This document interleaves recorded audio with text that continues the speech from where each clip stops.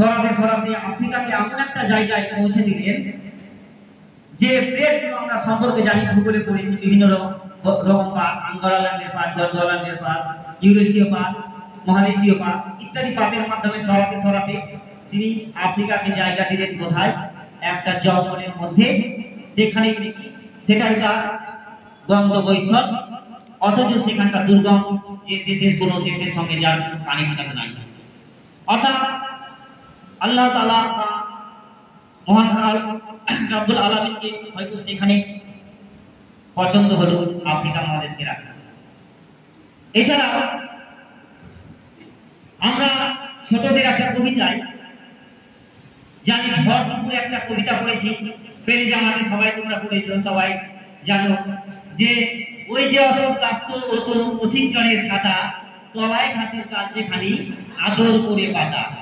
তাহলে এই যে গাছ, তাহলে অসংখ্য গাছ অর্থাৎ পাগল গাছ বলে আমরা যেটা জানি, অর্থাৎ কোনো পথিকজন যখন রাস্তা দিয়ে যাওয়া আসা করে তখন ভর দুপুরে মাথার চাঁদি ফেটে যায়।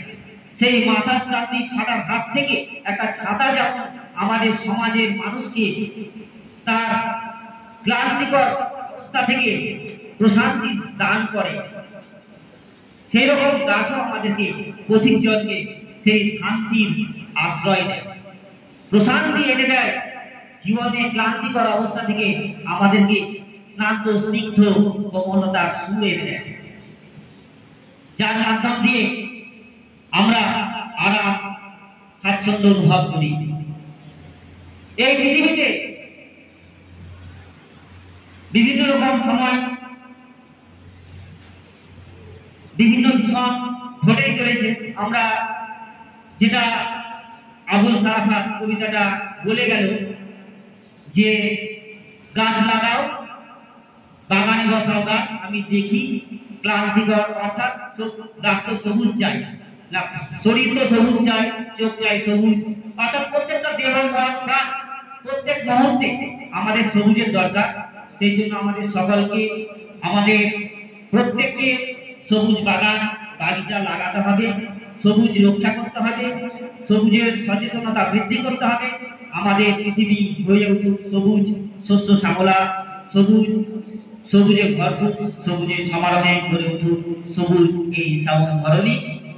এবং শেষ বেলায় তারা 24-এর একটা থিম, যেটা 24-এর থিম এই বিশ্ব পরিবেশ দিবস সম্পর্কে বেরিয়েছে, সেটা হচ্ছে ভূমি পুনরুদ্ধার, মরুকরণ এবং খরা স্থিতিস্থাপকতা।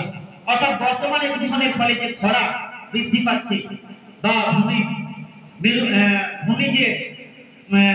যে ক্ষয় দিনের দিন বেড়ে চলেছে, সেই নিয়ে বিশ্ব পরিবেশ দিবস সম্পর্কে আরো এই থিম আবিষ্কার করেছে 2024-এর এই থিমটা। আমি শেষে আর একটা কবিতা বলে তোমাদের আমার এই ক্ষুদ্র বক্তব্য আমি শেষ করব। কবিতা হচ্ছে বাঁচিয়ে রাখতে হবে সবুজ। কবিতার নাম বাঁচিয়ে রাখতে হবে সবুজ। প্রকৃতির এই স্নিগ্ধ সবুজ রূপ আজ দূষণের জেলখানায় বন্দী, মানুষ করে চলেছে একের পর এক নিত্য নতুন বিড়ম্বনা আগমনের সন্ধি। কলকারখানা থেকে নির্গত কালো ধোঁয়া রোজই স্পর্শ করে এই মন সুস্বাস্থ্যকর পরিবেশ যেন কারো ভিক্ষের দাগ। কেন আমরা ভুলে যাই? আমাদের অধিকাংশ ভুলের কারণে আমরা নিজেরাই হারিয়ে ফেলি প্রকৃতির বেশ কিছু গুণগত মান। জীবনরূপী পবিত্র জল আজ কেন হচ্ছে আর্সেনিকের সাথে যুক্ত? এই সব সংশয় থেকে আমরা কিভাবে হব মুক্ত? তাই তো বলি, দূষণ থেকে বাঁচতে হলে জনসাধারণের মাঝে ছড়াও সচেতনতা বিজ্ঞপ্তি। এইটুকুতে সমাপ্তি নয়, আরো চলতে হবে বা চালাতে হবে অভিযান। গাছ লাগাও, প্রাণ বাঁচাও, তোমরা হয়েও না যান্ত্রিকে অভ্যস্ত। পরবর্তী প্রজন্মের কথা মাথায় রেখে একটু বাঁচিয়ে রাখো আমাদের সবুজের ঐতিহ্য। এই বলে আমি আমার বক্তব্য ইতি ও সমর্পণ করলাম। ধন্যবাদ সকলকে। আসসালামু আলাইকুম ওয়া রাহমাতুল্লাহি ওয়া বারাকাতুহু।